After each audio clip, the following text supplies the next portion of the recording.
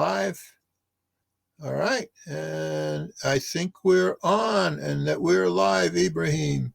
So, Evening, Rob. Good evening, Ibrahim, my friend. So, Ibrahim, you're there in Dearborn, Michigan, if I'm not mistaken. Correct. I'm here in Denver, Colorado. And for friends and people that are unaware of who we are, Ibrahim Kazerouni is imam at the Islamic Center of America in Dearborn, one of the largest mosques in North America. And I myself am a retired senior lecturer of international studies at the University of Denver's Corbell School of International Studies, where Ibrahim got his doctorate. And we've been friends and have been doing programs for a long time, including with political commentators at Boulder's KGNU station. They have a program we're on it once a month called Hemispheres Middle East Dialogues. So in terms of what we hope to cover tonight, we want to look at the continuing crisis between Iran and Russia in its broader, more global aspect. Excuse me? Between Ukraine and Russia, not Iran. Oh, excuse me. Oh my gosh. Okay, yes. Ukraine and Russia in its broader aspects. We intend to do this over a number of programs of about a half hour each, in which we concentrate on different aspects of this crisis. The crisis really has three aspects. The one we're covering tonight is the global aspect. There's secondly the European aspect, and finally the third aspect is the war itself that's unfolding. We thought it would make more sense to go into each one of these in depth rather than doing a program for an hour and a half or 2 hours. In any case, in this first program, our discussion, we will try to put the events in the Ukraine in their broader historical perspective. And in the following segments, we'll look at the more contemporary issues at hand. Let me put our hypothesis right out there from the beginning.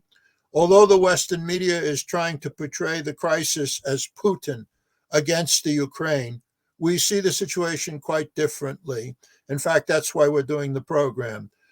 We have, in different previous fora, stated publicly and repeatedly that the origins and the responsibility for the war in the Ukraine lies in Washington, D.C., and in NATO's expansion into Eastern Europe after the collapse of the Soviet Union in 1991. The intended goal is to encircle Russia and to reduce it to a marginal power in world politics. The current tension and crisis in Ukraine is a clear indication that all the paradigms constructed after the Second World War, and particularly after the demise of the Soviet Union, the myth of the end of history, are falling apart. Washington's goal is to weaken the growing alliance between China and Russia, which is reshaping the world's geopolitical map. And as the world changes from a unipolar dominated world to a more multipolar world, Ukraine is actually a part of something much bigger. This shift that I just referred to. To our minds, this historical backdrop is important. In fact, it's vital to understand, to have any kind of really meaningful understanding of the crisis. And without this broader understanding, it's not surprising that so many people are led astray. Ibrahim, will history help us better understand the Ukraine crisis, or will it merely confuse us and lead us astray? Well, thank you, Rob. I think the question is pertinent, but it depends on one's perception of history. Unfortunately, the Western tendency to explain history or understand history as a kind of a linear that you cannot go back, it always moves, a Hegelian understanding of history that you only go forward, which is the foundation of Fukuyama's. I like the comment that you made right at the beginning regarding the program, celebrating too early the end of history.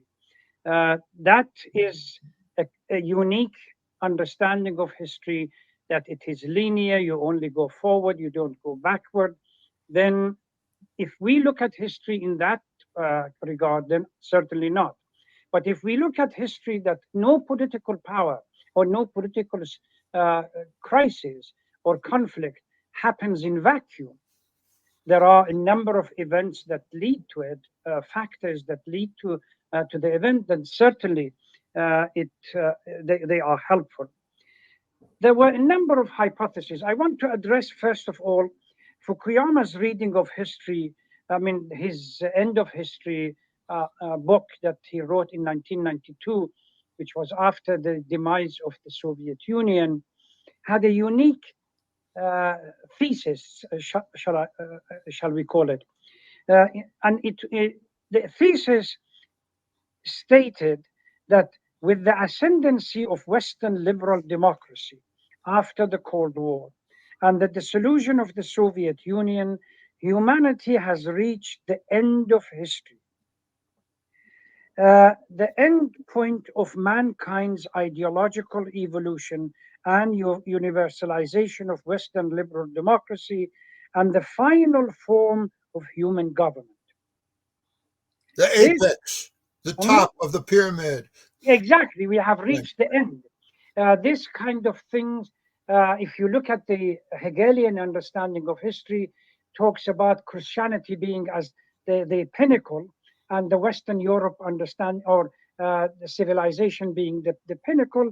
He builds on that and says, well, with the absence of Cold War, the end of the Soviet Union, the only power that remains to dictate to the rest of the world is United States, as embodied as the ex par excellence embodiment of the what we call civilization and government. This on top of what we had previously at the end of the Second World War, that they were hoping that there would be no war after the Second World War, and democracy would dictate and rule, and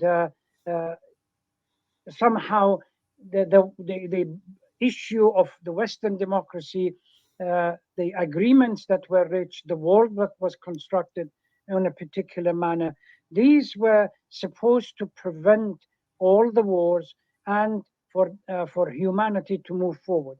What we have seen during the past at least 10 or 15 years, the gradual falling apart of that, although if one really wants to be realistic, all the wars since the Second World War clearly indicated that this hypothesis or the myth had no reality. But the Western mindset doesn't matter if you bomb the Vietnamese, the Iraqis, the Afghanis, you go into other countries, as long as there is no war in Europe, then the hypothesis stands to be supported. Right. What happens in the previous years, say the Georgian case or Yugoslavian case, or now in 2014 Ukrainian case, and this case clearly indicated that the crux of the matter, or that those theses, the foundation that they constructed for some kind of a balanced society in Europe, is falling apart. You correctly identified, you said, as it's the dynamics or the shift that is moving away from single polar into bipolar or multipolar. It was single polar in the mind of what we call Washington, not any the reality. The reality, it was far from a single polar. It was at least two polar, and now has become multipolar. So what we have, the global order after the Second World War, 1945, the impact of that global order in the construction of one particular style, and the main challenge was that supported that kind of construction was the idea that NATO is going to be purely a defensive. Oh, the original idea of NATO. Was Yes. purely a Yes. defensive structure, not an offensive structure, a defensive structure. But unfortunately, clearly, both in the case of Yugoslavia, in the case of Georgia, in the case of Iraq, case of Afghanistan, Syria, and other places, clearly has proved that that myth about NATO being a defensive structure is no longer there. And NATO has become an extended arm of the American foreign policy that does the dirty job for it, where the United States wants to hide behind what we call the plausible deniability. So they bring in the NATO to bomb Syrians, to bomb Iraqis and Afghanis, and say, well, it is a multilateral agreement. So the promise, there were a number of promises made, at least after the fall of the Soviet Union, that the NATO is not going to extend itself or expand beyond East Germany. Even at that time, we will talk about this a little bit later, even at that time, there was a clear statement made by those who participated that even Poland would not be included within NATO. Where we are now, what happened since literally the only buffer, one thing that happened, the West had to deal with a buffoon, drunkard, and alcoholic leader of Russia post Gorbachev, which was Yeltsin. Had no power whatsoever. Most of the time, didn't know whether it was left or right, or even was in Moscow or somewhere else. So they got used to the idea of what we call a clown running the show in Moscow. And now they have to deal with somebody else that has a clear goal, is a totally different caliber of leadership in Moscow, has a clear goal, clear objective, and a strategy to achieve it. I want to look at more recent developments. I know what happened that reached where we are now. So I would like to ask you, we have been talking about John Mearsheimer and other individuals. Where do you think about, his comment regarding the Ukrainian case? Can you take it from there and see what he said and whether there is an echo between our sentiment and his? I think there is. For those of you unfamiliar with John Mearsheimer, he's actually quite an important figure in U.S. foreign policy circles. He's professor at the University of Chicago. He's always been, the way I would put him, he's, in my language, he's kind of the left wing of the ruling class. He's trying to rationalize, if you like, American foreign policy. And the interesting thing about Mearsheimer was a speech, in terms of what we're talking about here, a speech that he gave at the University of Chicago in 2015. 2015 is after what is referred to as the Maidan Revolution. And without going into the details of that, it had the signature, very, very much, it reminds me of what happened in Syria. And what do I mean by that?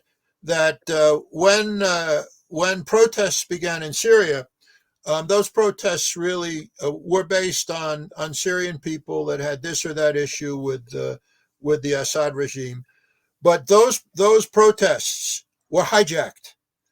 They were hijacked in the case of Syria, by these ISIS types, supported and funded by Turkey and Saudi Arabia and Qatar, et cetera, et cetera. In the case of Ukraine, the demonstrations were hijacked by pro-fascist, pro-Nazi elements.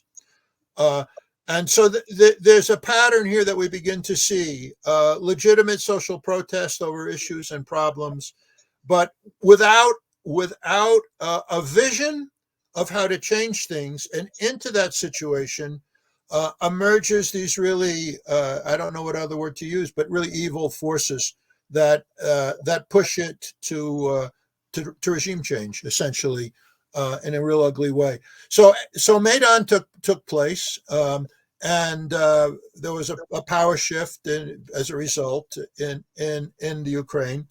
And a year later, Mearsheimer gave this speech, and it was quite an interesting and insightful speech. I want to point out that what I especially appreciate about it today is the tone, because the tone was quite calm, unlike the hysteria that we see today. You really can't get away from it anywhere. So he's talking in a much more quiet way. He's trying to figure out, what's going on here, and he kind of defines the issues in Ukraine, and the way he defines those issues is relevant today.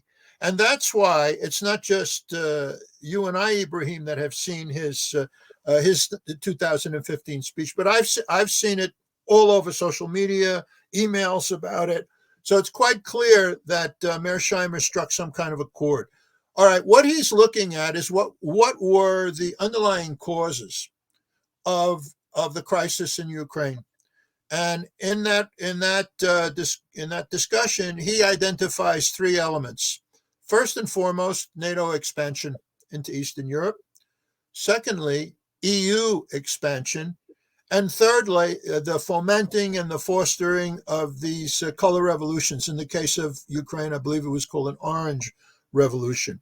Well, for a number of reasons, we've decided that we're only going to focus in this program on one of those key elements, and that's the NATO expansion. And we'll examine the others in our later programs.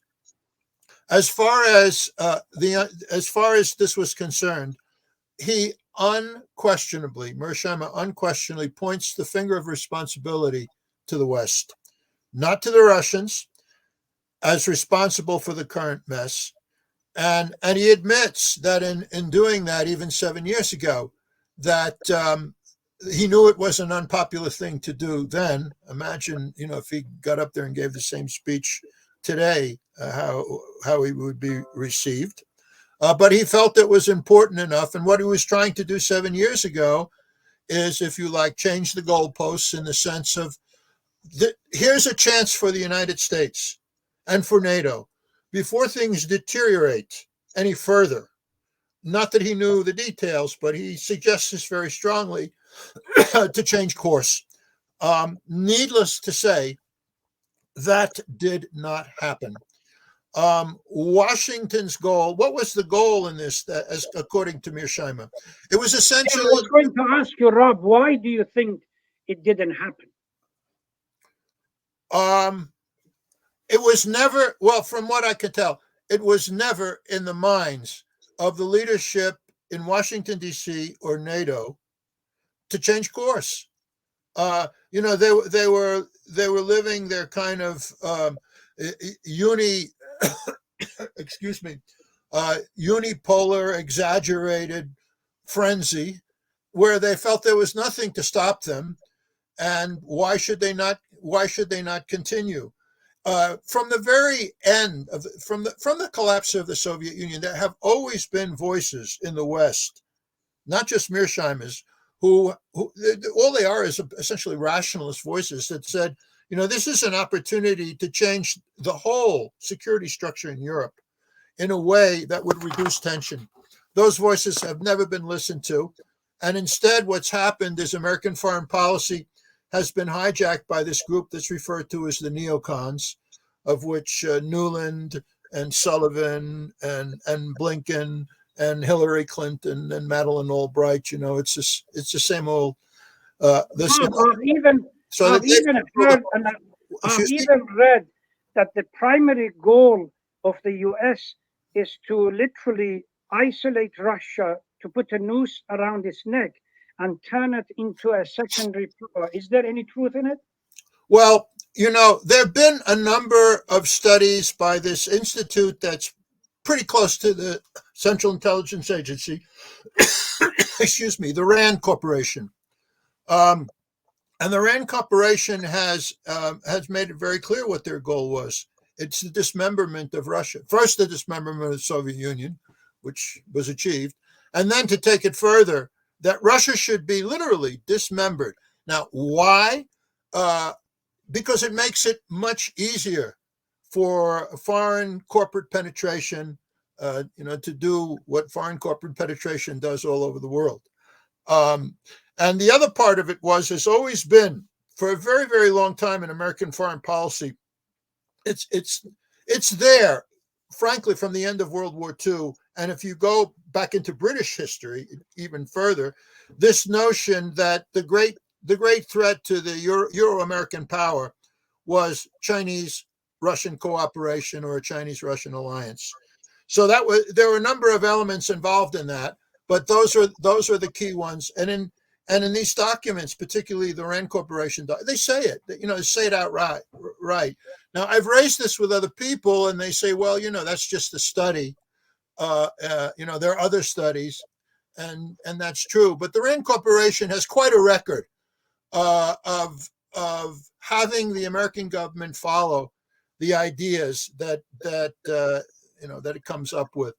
So it looks like all along this had been the plan. What has been the Russian response? Sorry?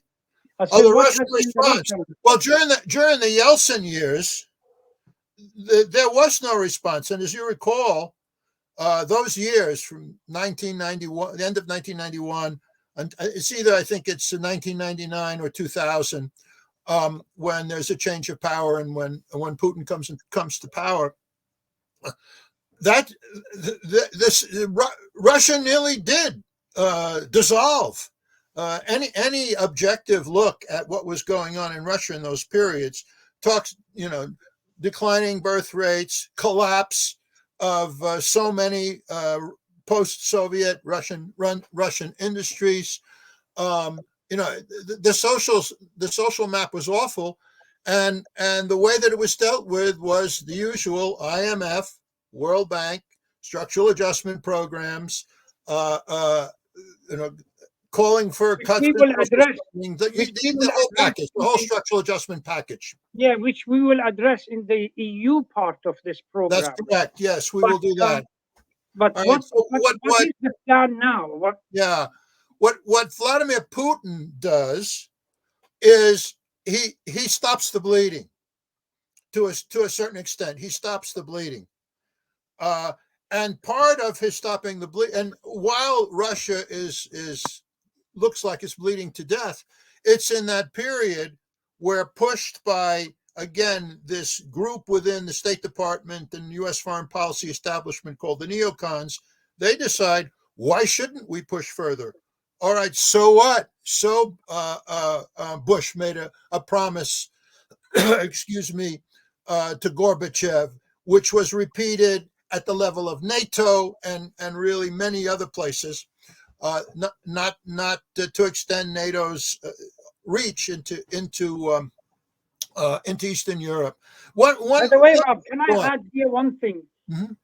You just touched upon something I have heard within the media, which I want to correct it, that there was no such promise. And I have a copy in front of me, the minute of the March 6, 1991 meeting in Bonn between US, UK, France, and Germany. And part of the minute says, we made it clear to the Soviet Union in the 2+4 talk that we do not intend to benefit from the withdrawal of Soviet troops from Eastern Europe. NATO should not expand to the east, either officially or unofficially. And membership of NATO for the Eastern Europe countries is unacceptable. We could not offer Poland and any other country membership of NATO. What happened since then? Is that the article from Der Spiegel that you're referring to, or is that another one? This was an article, a text message that recently was published by the British government, part of the document of their agreement. This is now online. Because there was a detailed report in a recent edition of the German version of Newsweek, Der Spiegel, which details the different times that either the United States, Great Britain, or NATO, or the EU made commitments not to expand into essentially what's Central Europe. I want to add something here, Ibrahim, which we've talked about on occasion. If you look at the world between Russia on the one hand and let's say the big European powers on the other, France and Germany and UK, there's a strip, and it starts all the way in the Nordic countries. It goes through Poland, the Czech Republic, Hungary. And these are the countries that are caught in between. They're caught in between, whether it's Russia and Germany, Russia and the United States, and they're small. They tend to be smallish countries, but beyond that, they're really unstable. And their fate in modern period is neutrality.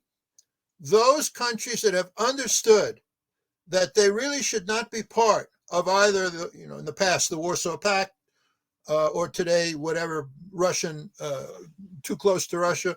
At the same time, they should not be part of the West. I saw that in person for 5 years when I lived in Finland.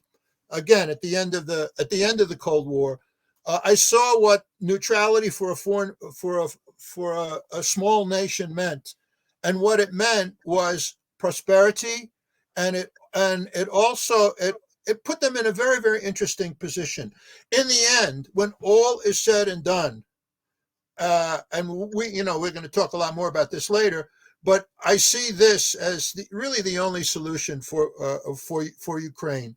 And for these other countries, I sympathize with these small countries. They're trying to figure out which way is the wind blowing.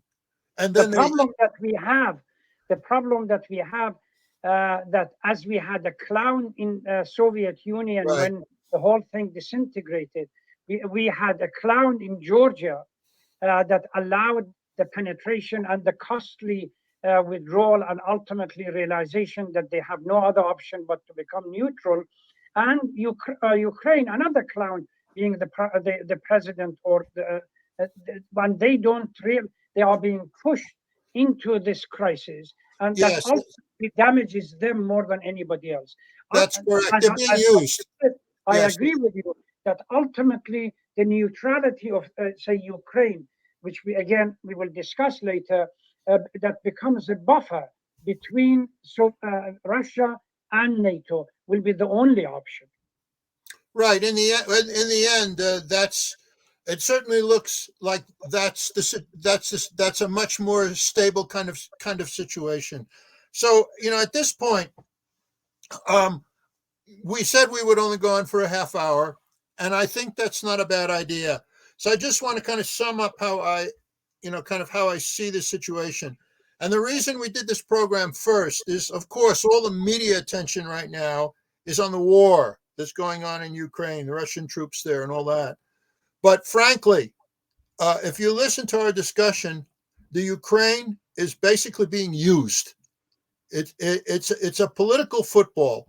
Look at what the United States does. First, it gets them all riled up, stand up to Russia. Then what does the United States do? It closes its embassy. Whatever, I guess there was some military advisors they've left. So they have left Ukraine standing alone, swinging in the wind at this point. And basically, we will support you to the last Ukrainian soldier, without Americans or its allies coming in. It's a real tragedy. But without understanding this broader concept, Ukraine is just a pawn in this struggle between the changing of the world, from a unipolar to a multipolar world. Do you want to add anything to that before we? Yeah, the political shift that is taking place, and as we talked about it last week, is going to have ramification in the Middle East. The conflict between the various parties and countries and players in the Middle East, as well as Far East, etc. But one mistake that the West has made is that they really did not listen to the 1 hour speech that Putin gave, clearly stating the goal and clarifying the strategy. If they had listened to it, we would not have been in this situation. No, they didn't. Well, it's hard to listen when you vilify the leadership of Russia the way they have, and the personality of Vladimir Putin. Yeah. You know, this is, how can you negotiate with somebody that you savage almost daily in the press? Hitler all the Yes, time. right. And I think the time is up. I think the time is up. So, friends, we hope that you got something out of this program. And I'm going to be doing a little traveling, so I'm not sure when we're going to do the next segment. But we will continue with this, and we'll do these other segments. So we hope it's been a useful program, and I wish you all well and good night. It's the 1st of March. Thank you very much, everyone. Yeah. And good Bye-bye. night.